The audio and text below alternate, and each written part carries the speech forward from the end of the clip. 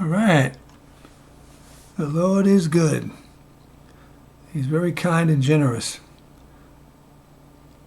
He helps people in time of trouble.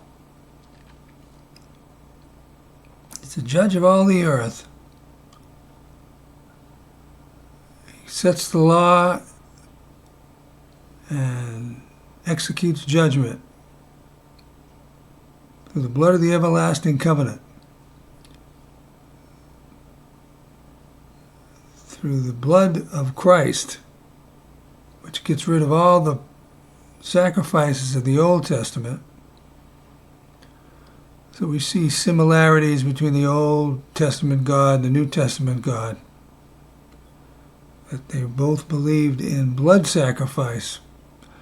They both believed in sacrifice, death. But we do see a massive difference between the two. The God of Moses was a man of war.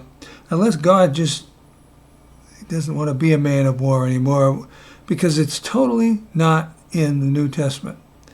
In the Old Testament, God was a man of war. It was very clear.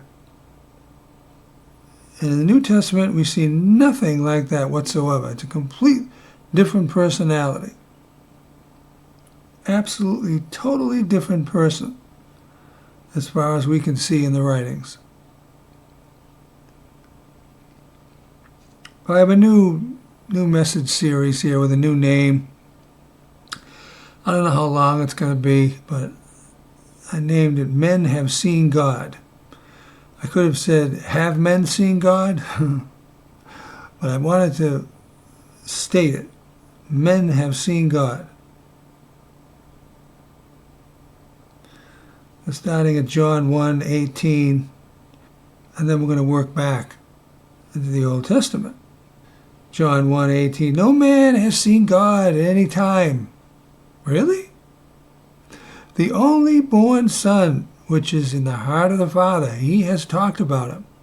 That's a little bit of my own version.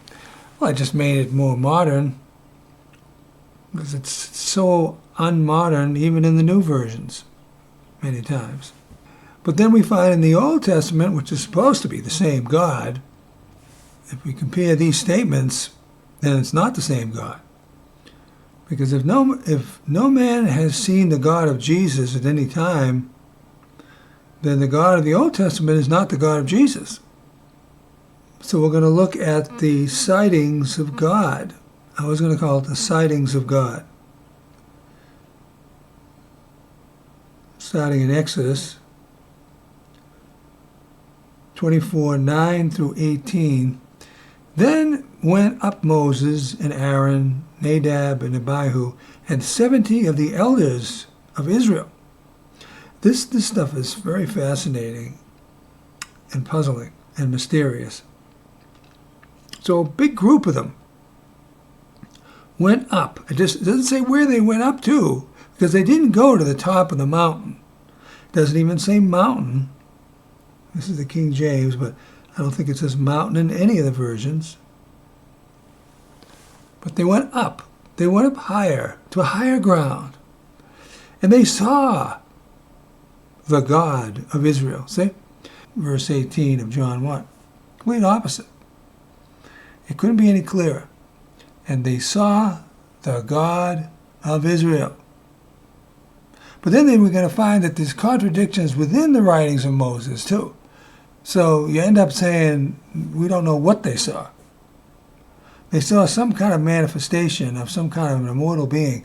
But other than that, well, we're gonna try to determine that as we go through it.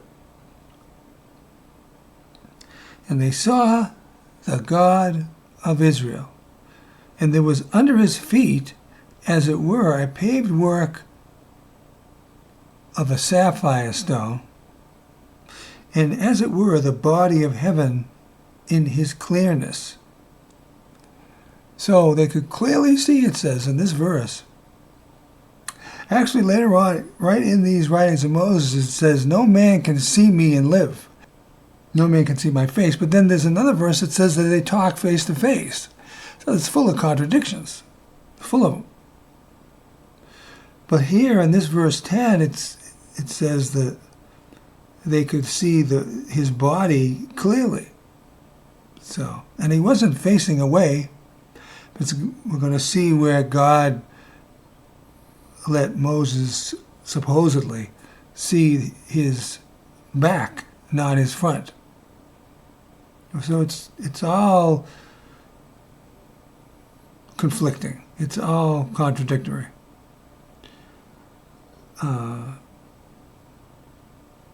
Verse 11, and on the nobles of the children of Israel he laid not his hand. Also they saw God, or also they saw God and did eat and drink. Now this statement doesn't really make too much sense. On the nobles he didn't lay his hand. Did he lay his hand on anybody? Apparently not. It doesn't say he laid his hand on anybody. And who is he? So this statement is just, you don't know what this really is supposed to mean. But it does say that all the nobles, they saw God too. I mean, it just says it right there. And they were having a banquet too. It says they ate and drank. So they saw God, and then they had a dinner. Verse 12, and the Lord said to Moses, come up to me into the mount. I thought they were already up, but they weren't up all the way, obviously. And be there. And I will give you tables of stone and a law and commandments which I have written, that you may teach them. So it's very clear that Moses was going to go alone up to where God was, high up on the mountain, higher than where everybody else was. So why did he do it up there if he was supposedly down below? Everybody saw him right there. Why does Moses have to go higher to receive all this stuff? Well, we don't know. Like I say, it's all very mysterious. And then looking at verse 13, and Moses rose up and his minister Joshua. And Moses went up into the mount of God. I got to make these mountains. I made a lot of the mountain. And that's what it is. It's a mountain, right? It wasn't a little bump in the ground. And so this statement also doesn't make sense because it says Moses rose up and his minister Joshua. Why are they together rising up? And then it just says just Moses went up. So why did they mention Joshua if Joshua didn't go up into the mountain? It doesn't make sense. It doesn't make sense. A lot of this doesn't make 100% sense. And he said to the elders, who said to the elders?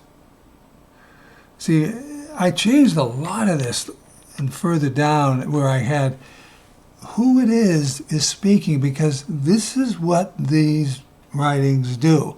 They don't tell you who it was that did such and such, because it says, and he said to the elders. Who? Who said that? So we're going to change that. We believe that's Moses. And Moses said to the elders, stay here for us until we come again to you, and Aaron and Hur will be with you. So they were going to stay with all the elders. There's a big group of them, 70 of them. And if any man has any matters to do, let him come to them. So they went up to a certain level. Then Moses, he didn't saying, stay here for us, as if he and Joshua. So I think we have to assume that Joshua went with him, even though it says in Moses went up into the mountain. I think we have to assume that Joshua is going with him. I want to say something about synagogues right now for a moment. So I wanted to go to some of the local synagogue websites. I've heard a lot of conflicting information about the modern Jews, and I still haven't clarified that. There's a video marching to Zion made by a strange pastor out in Arizona, and he interviewed rabbis who said that there was a myth. All the writings of Moses was a myth. But then I don't see evidence of that the modern rabbis all believe it's a myth by any means. So I went to the websites, and it turns out they don't tell you anything about what they believe on their websites. Nothing. And they're only offering membership, for the most part, for Jews. It's a private religion. It's a private religion for people that are called Jews. But everybody is got mixed blood now. Even the Jews, many of them, and I don't know the percentage. So, but they don't tell you anything about what they believe. What do they really believe? They don't say a word about it. They also have dues. It costs to go to synagogues. It's going to cost you hundreds of dollars and thousands, different prices.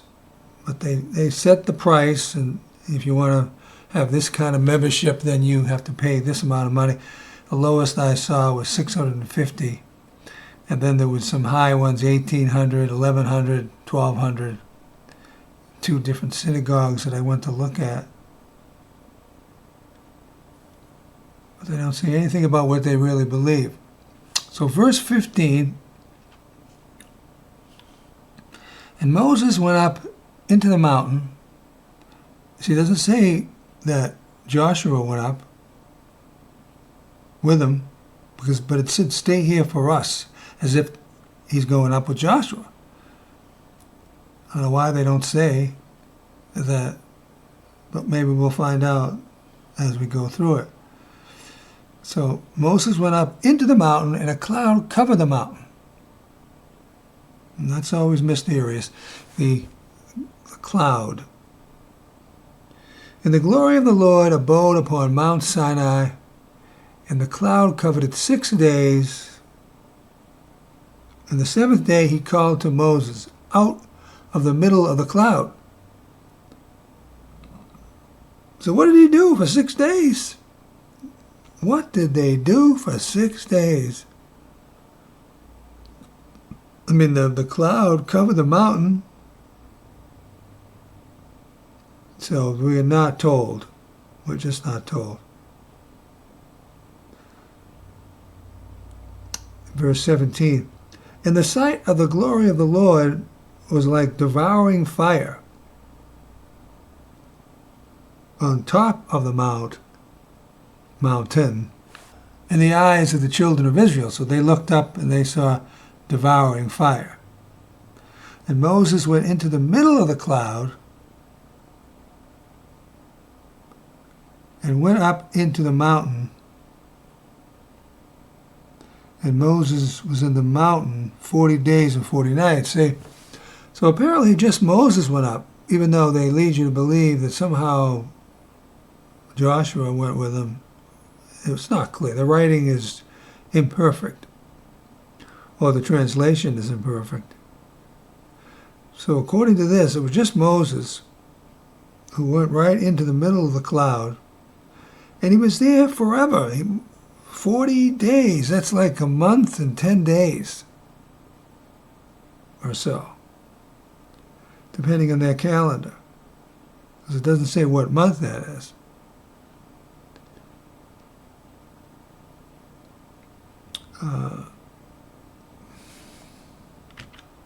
Then moving to the 33rd chapter.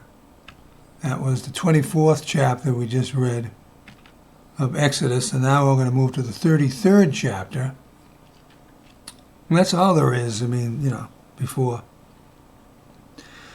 And Moses took the tent, verses 7 through 23. And Moses took the tent and pitched it outside the camp, far off from the camp, and called it the tent of meeting. And it came to pass, everyone who sought the Lord went out to the tent of meeting, which was outside the camp. And it came to pass, as Moses went out to the tent, the cloudy pillar descended and stood at the door of the tent, and the Lord spoke with Moses. The Lord, that's capitalized. That's supposed to be God, right? And all the people saw the cloudy pillar stand at the tent door. And all the people rose up and worshipped, each man at his tent door. And the Lord would speak to Moses face to face. Okay, so here it's saying that God, it's capitalized, right? This is the supreme God. Because they capitalized the Lord, right? So we assume that means the supreme God would speak to Moses face to face. He could, right at his face, he could see his face. He's right there, face to face. Face to face is face to face. It even goes on to say, as a man speaks to his friend, without any problem. Okay?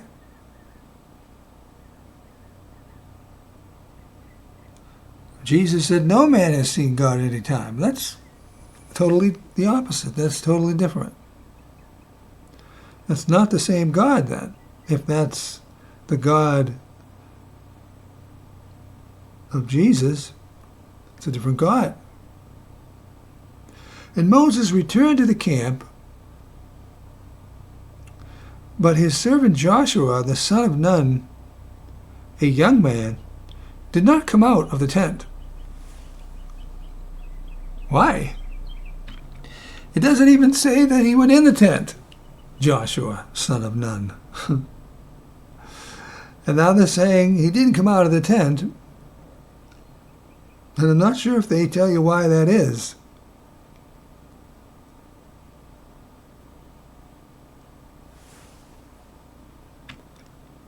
And I changed a lot of these personal pronouns because they were terrible. They just didn't even tell you. They kept saying he said this and he said that. Well, who? Who was he? But I put the personal pronouns in, the names of the individual that was speaking. Verse 12. And Moses said to the Lord, you say to me, bring up this people, and you have not told me whom you will send with me. And that's not clear. Bring up this people. Bring up where? What do you mean bring up? Yet you have said, I know you by name, and you have also found grace in my sight. So apparently he doesn't know other people by name. That's not a very encouraging statement, really. God doesn't even know people by name. He doesn't even know them, really. Even though he supposedly started the creation ball rolling, he just doesn't know them, that's all. And so moving on to verse 13. Now therefore I ask you, if I have found grace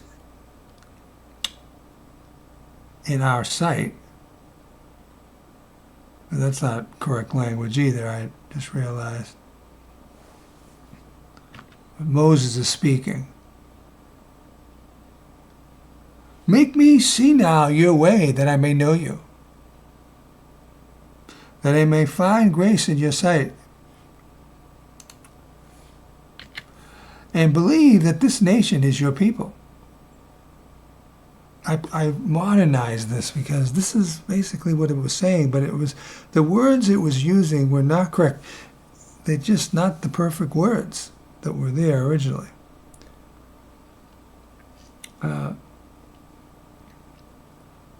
Because he was having trouble believing all this stuff. And God said, verse 14, it doesn't even say God in the original, it just says, and he said, my presence shall go with you, and I will give you rest. Well, that's good. And Moses said to God, if your presence does not go with me, do not carry us up from here. In other words, don't take us to wherever you're taking us. Wherever that is. So apparently Moses was worried that the presence of God was not going to go with them wherever he was going, which makes no sense. For how shall it be known that I and your people have found grace in your sight? Is it not in that you go with us? Yeah. So shall we be separated, I and your people, from all the people that are on the face of the earth. Right, they're going to be different. The Jews. I mean, they weren't called the Jews, they were called the Israelites, or the children of Israel. And the Lord said to Moses, I will do this thing also that you have spoken, for you have found grace in my sight, and I know you by name. See, he knows him by name, but apparently doesn't know anybody else by name. Unfortunately. Not too many else. Not everybody. And Moses said, I ask you, show me your glory. Well, they just were saying that he was talking to him face to face, in a cloud even. But now this whole section that I'm going to read is like contradictory. And God said, I will make all my goodness pass before you, and I will proclaim the name of the Lord before you. What do you mean, the name of the Lord? I thought you were the Lord. Now, if that was God, then he would have said, I will proclaim my name to you, which makes no sense either. And I will be gracious to whom I will be gracious, and will have mercy on whom I will have mercy. And God said, you cannot see my face. We just read that he talked to God face to face. Now it's saying, now God is saying, you cannot see my face. So something is just not right. We're not being told something. The writer, whoever, is saying these things, and they're not even accurate, one way or the other. So then we have to say, well, why is that? Well, then he wasn't talking to God face to face in the tent. For no man can see me and live. Well, then what do we just looked at all kinds of things there where it says that they saw the God of Israel. And they described it. They described him. So now he's saying, now this person who he's talking to is saying, no, you cannot see me and live. So this is very confusing. It's very, very not clear at all, really. It's not. And the Lord said, there is a place by me, and you shall stand on a rock. And it will be while my glory passes by, I will put you in a hole of the rock, and will cover you with my hand while I pass by. And then I will take away my hand, and you shall see my back parts. But my face shall not be seen. We just read that Moses talked to God face to face. So somebody is fabricating these accounts. Who knows? This was written about 3,300 years ago. It's a long time.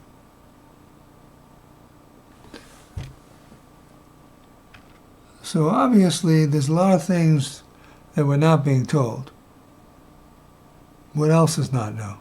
So really there's like two gods, or three or four gods within all the things I've just read that paint a different picture of God.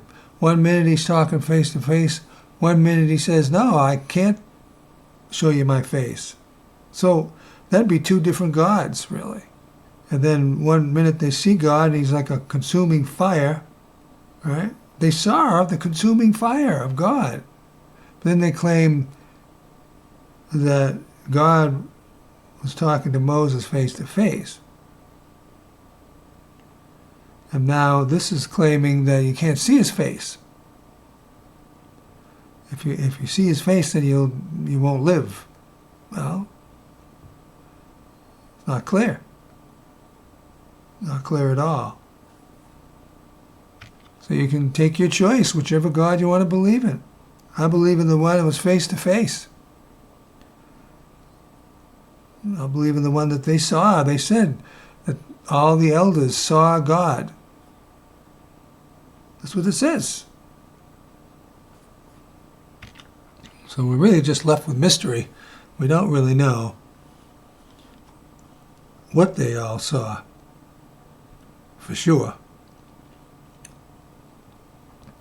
Then moving to Isaiah, it's really only one line in Isaiah where he saw God on his throne. I used the GNB. Isaiah 6:1, and in the year that King Uzziah died, I saw the Lord. He saw the Lord. He was sitting on his throne, high and exalted, and his robe filled the whole temple. I've talked about this recently. So it appears that he saw God and he lived. He didn't die. Jesus said, no man has seen God at any time. Well, Isaiah said he saw God on the throne. He was sitting on his throne. He saw him. Then we have Ezekiel 1. This is a pretty good account. There's another one in Ezekiel which I started to look at, but I didn't put in here. So this is really all I have, is just these three more verses. Ezekiel 1, 26 through 28. And above the arch that was over their heads, that would be over the heads of the cherubim, was the likeness of a throne, as the appearance of a sapphire stone, and on the throne was the appearance of a man on it. So God looked just like a man. That's all. They saw him. And I saw the color of amber as the appearance of fire around and within it. From the appearance of his waist upward, and from the appearance of his waist downward, I saw the appearance of fire, and it had brightness round about it. So he saw a flame of fire. And we saw God as a flame of fire. That's the way Moses saw the burning bush. The bush was on fire, but it wasn't burned. Ezekiel saw a flame of fire, basically. And he says it was, well, it says it was the likeness of a throne. Well, but it still says clearly that it was as a man. It was on the throne. It was his throne. And it looked like a man. But yet it looked like fire, too, at the same time. It was a flame of fire. And the last verse, verse 28, as the appearance of the bow that is in the cloud in the day of rain, so was the appearance of the brightness round about. This was the appearance of the glory of the Lord. And when I saw it, I fell upon my face, and I heard a voice of one that spoke. So we clearly are told that he saw God. And he describes him. And he obviously saw his face. He wasn't turned away from him. He wasn't hiding his face with the Moses account. He wasn't showing him just the back side of him. So something is going on. And we don't know what it is.